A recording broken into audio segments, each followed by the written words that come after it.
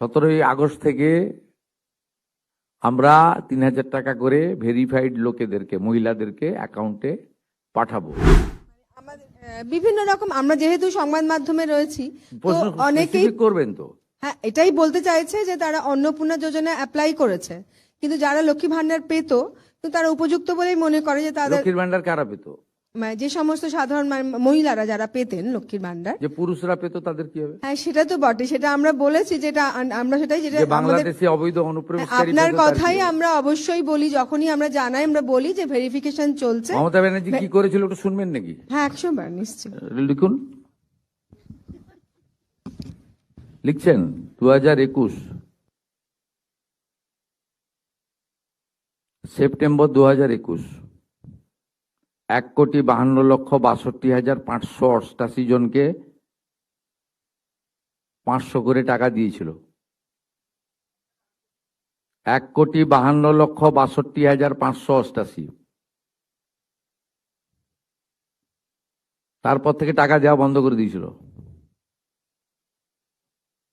April 2022 মাঝখানে বন্ধ ছিল। ফেব্রুয়ারি মার্চের 2 মাসের টাকা একসঙ্গে দিয়েছিল 21,84,631 হলো। এরপরে টাকা দেওয়া বন্ধ হয়ে গেল।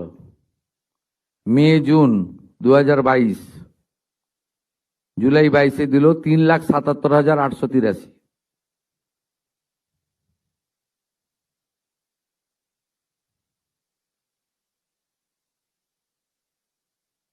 এসব হিসাব আমাদের সামনে আছে, আমরা এসব কাজ করি না। আপনাদের খুব পরিষ্কার বলি, সরকারি টাকা।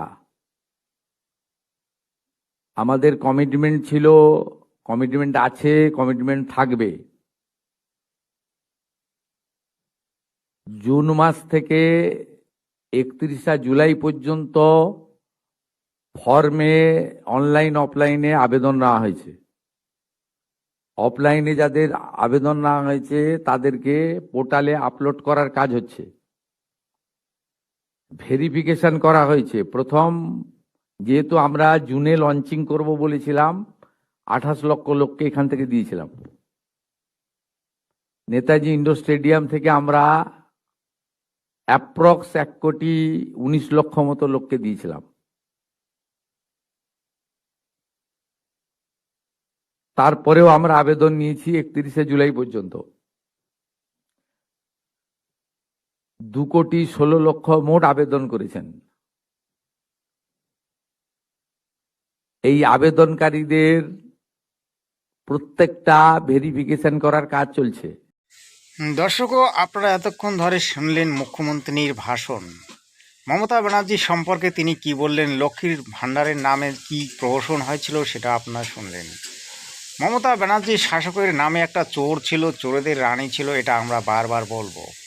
কারণ তার কার্যগুলি ছিল চোরদের সঙ্গে।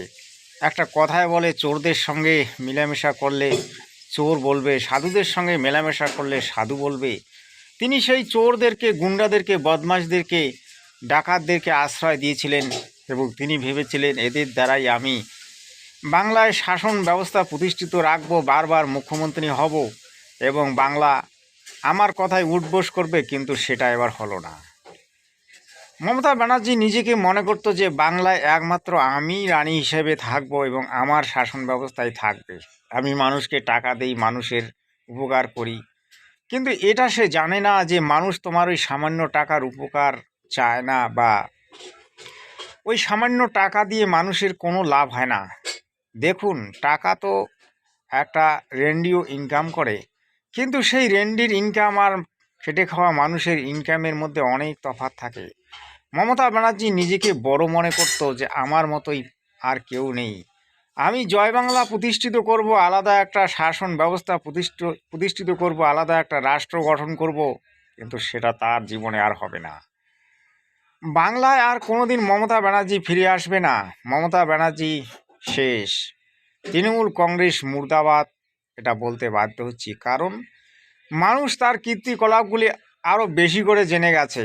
মমতা ব্যানার্জি ওই দক্ষিণবঙ্গে যে শাসন ব্যবস্থা সেটা লাগু করুক, কিন্তু উত্তরবঙ্গে তার শাসন ব্যবস্থা আমরা দেখতে চাই না।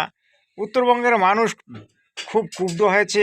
মমতা ব্যানার্জি উত্তরবঙ্গে আসলে তাকে কালা কাপড় পরিয়ে পর্যন্ত পাঠিয়ে দিতে পারে। উত্তরবঙ্গ এমনিতেই দক্ষিণবঙ্গের সঙ্গে থাকতে চায় না। প্রায় 70% লোক আজ দ্বিমুখী হয়েছে, কারণ তারা উত্তরবঙ্গ আলাদা হিসেবে দেখতে চায় এবং উত্তরবঙ্গ রাজ্য হিসেবে দেখতে চায়। উত্তরবঙ্গের শাসন ব্যবস্থা উত্তরবঙ্গবাসী করবে, কোনো দক্ষিণবঙ্গকে আমরা চাই না। আমরা দুধে ভাতে থাকবো নাকি ওই ডাল ভাতে থাকবো সেটা আমরা বুঝে নেব, আমাদের শাসন ব্যবস্থা কীভাবে চলবে সেটা আমরা বুঝে নেব। কিন্তু ওই কালো বেঈমান চোর গুন্ডা বদমাশদেরকে আমাদের সঙ্গে থাকতে হবে না, এটা উত্তরবঙ্গবাসী বলছে।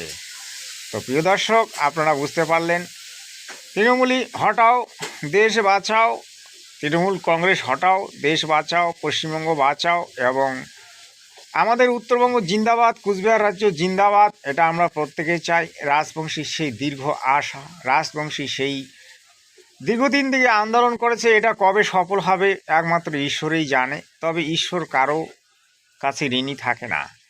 ঈশ্বর একদিন না একদিন সকলের কথা শুনে সকলের দিন ফিরে নিয়ে আসে। ঠিক তেমনি উত্তরবঙ্গ এবং উত্তরবঙ্গবাসী তথা রাজবংশী একদিন না একদিন এই কুচবিহার রাজ্য ফিরে পাবে, এটা সত্য। প্রিয় দর্শক, যারা আমার ভিডিওগুলি নিত্য নৈমিত্তিক দেখেন তাদেরকে আমি বলবো, ভাই সত্যের পথ অবলম্বন করে চলুন।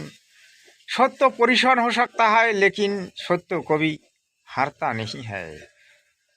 मेरे कहने का मतलब है सत्य कभी पराजित हो ही नहीं सकता। আপনি দেখেছেন মহাভারতে ধর্মরাজ যুধিষ্ঠির কত কষ্ট করেছিল, কিন্তু শেষ পর্যন্ত ভারতবর্ষের সম্রাট ধর্মরাজ যুধিষ্ঠির হয়েছিল, এটা পরম সত্য।